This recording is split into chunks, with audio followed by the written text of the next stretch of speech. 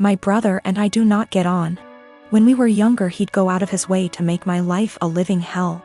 To my parents' credit, they did tell him off for it when they caught him, but they both worked long hours and didn't have the energy to deal with our arguments. This continued into adulthood. He was salty that he failed his college course the first time around. There was a bad argument in our family a while ago, and it all started because I refused to decorate my brother's living room. I won't go into too much detail, but he wanted a pretty hefty discount. I said no, and he threw a tantrum. Instead of being a grown-up and talking to me, he decided to hook up with my toxic ex-girlfriend and the mother of my child.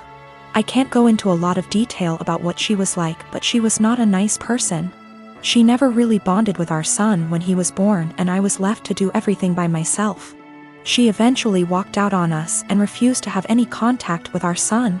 She'll post on Facebook now and then about her beautiful baby boy to get sympathy votes, but that's about it. I have been a single dad for almost 3 years now, and I absolutely adore my son, but it hurts to think that one day he might question why his mom didn't want anything to do with him. How am I supposed to explain that to him? Anyway, it bothered me when my brother told me they'd hooked up together. It hurt even more when he started dating her. It had taken me so long to get over what she did to me and my child, and now my own brother was bringing her back into my life. Yesterday we had a family video call. Parents are high risk and we're not taking any chances. When my brother decided to announce that he and my ex were expecting, I just froze. I didn't know what to do or think. I could feel myself starting to cry a little bit, and it got a bit harder to breathe. Eventually, I decided to just congratulate them and then made up some lie about needing to put my son down for a nap and left. I received a bunch of messages from my brother and his GF telling me that I stole their thunder.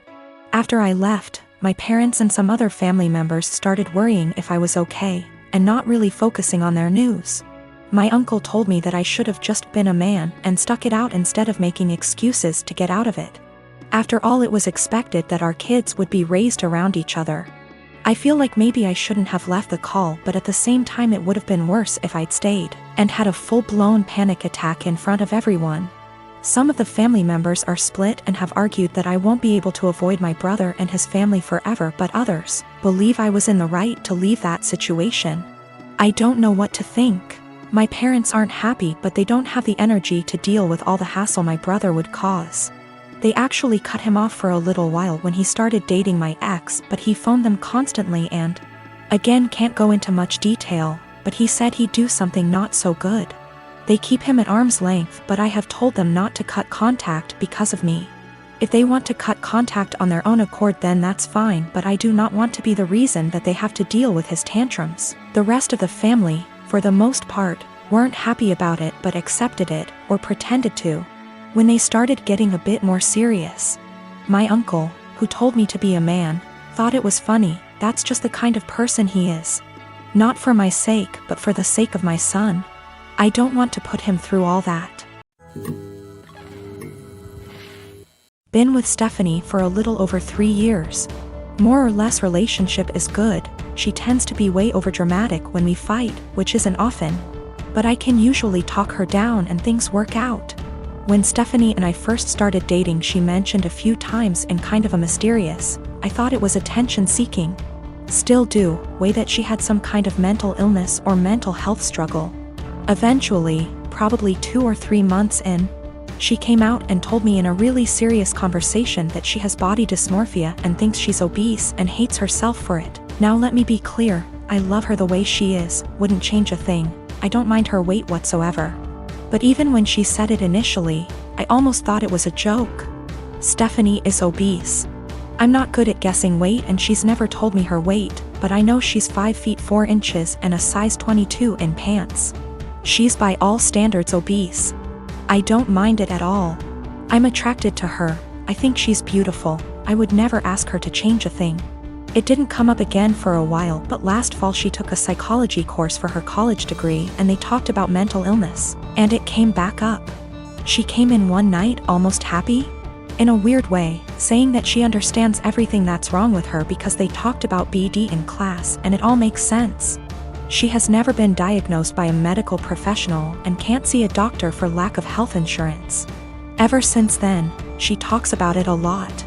I'm not one to poke at people just to poke, so I just let it be.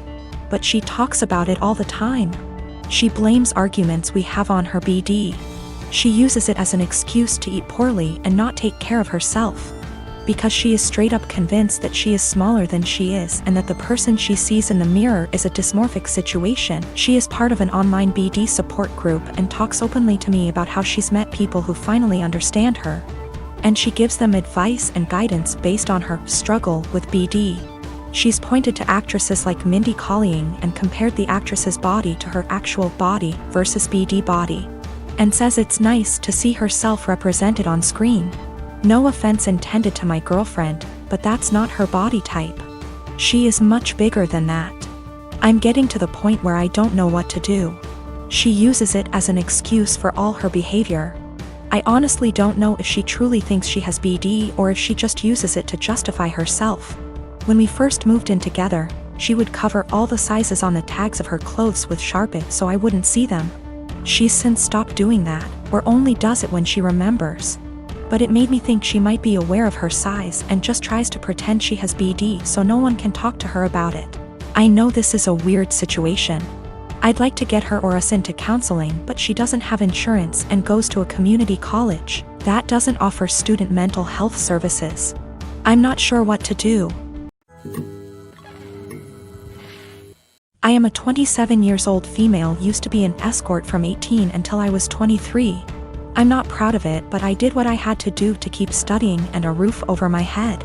That's how I met my now fiancé, though he was never my client. We began to date when I was 25, and 3 or 4 months after that his brother-in-law exposed me. No idea how he found out, because there's no way my fiancé knew, and thus we had to come clean in front of his whole family. Yes, I did that. Yes, he knows. Yes, he doesn't care. It was 2 years ago. At that time, we got over it.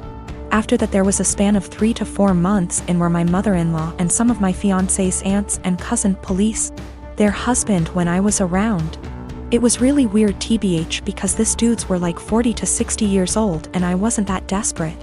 So my fiancé shut their bullshit hard, and even when his family still gives me the side eye from time to time, we thought it was behind us. He proposed last year, and 5 months ago we found out that I was pregnant. We were really happy about it and we told his family as soon as we knew. His sisters and young brother were happy for us. But his mom took me aside and begged me to be honest with her and asked if this was really my fiancé's child. I was taken aback, but I just rolled my eyes and said yes. She gave me some shitty speech about how she only wanted to make sure. And that she was happy to be a grandmother. Well, last weekend we were at his parents' with his family and some of his friends, and we were talking about the name. How he might look, small talk. We will love him regardless, but there's always some, oh, I hope he gets your nose. MH, I like your eyes, I hope he gets them comments. And my father-in-law said that he and his children have a birthmark in the inner tight, and that even his grandchildren, one of my SIL's kids, got them, so our baby might too. And then he said, but how can we know from who he got it? It may as well be from me, my boy, or my brothers. And he and his brothers began to laugh. My fiancé got mad, and before he could say anything I said, I don't get it, and my father-in-law was, yeah, because it runs in the family. And I said again, I don't get it, why would he get it from you? And he began to get nervous and said, because you know, it's just a joke OP. And I said, but I don't get it, and you all laughed. Explain. It got to the point that some of his friends said, hey, it's not funny, so he excused himself and left. Later my fiancé's brother-in-law came to me and said that I was wrong for embarrassing him like that in his own house, and that I knew what the joke was about and of my past. I shouldn't be surprised. Now they're all demanding that I apologize to my FIL. I have been with my fiancé for 2 years. We are both 37 years old. We're getting married soon. I've only met her family a couple of times. My daughter, Judy, 16 years old, has never met them till very recently, where they hosted dinner to celebrate 4th of July, and that's when they met her for the first time. Judy has a visible burn scar on her forehead. It was due to an accident she was in when she was 9. She used to be incredibly insecure about it, to the point where I was forced to homeschool her, and it was hard trying to deal with and navigate through this rough time. Now she's doing a lot better, though some comments can really cause her to become stressed out and anxious. My fiancé knows all that and respects it. Before we went to her parents' house, I asked her to tell them about Judy and her struggle, and get to try and not say anything negative about it or possibly mention it. She said she would guarantee no one will say anything. We got to the event and they talked to Judy and she slowly warmed up to them. Everything was going well till I was dinner time. My FMIL looked at Judy while she was eating and pointed at her scar, basically asking questions about it, which made Judy lose her appetite and start to get uncomfortable. I kept sending my fiancé and her mom signs to knock it off, but to no avail. Finally, FMIL then brought up the wedding and asked my fiancé if it'd be possible to Photoshop the scar out of any wedding photos that will have Judy in them, just in case they distract viewers. I was dumbfounded. Fiancé said nothing, just stared casually while nodding. I looked at Judy and it was clear this got to her. I leaned closer and asked if she was feeling uncomfortable and that we could leave if the answer was yes. She took her time, then nodded and said, "Yes, I'm feeling uncomfortable right now." I got up and told her to get ready cause we were leaving. My fiancé, her mom and the family started insisting we finish dinner and stay, but I refused. I took Judy and got in the car and left before even talking to my fiancé. Obviously, she was pissed. She called and was angry, talking about how I disrespected her parents by taking Judy and leaving in the middle of dinner and not even saying goodbye. I told her that Judy was feeling uncomfortable with Mills' comments and questions. She said Judy overreacted and is in need to go back to therapy if a simply mention of her scar caused her to react that way.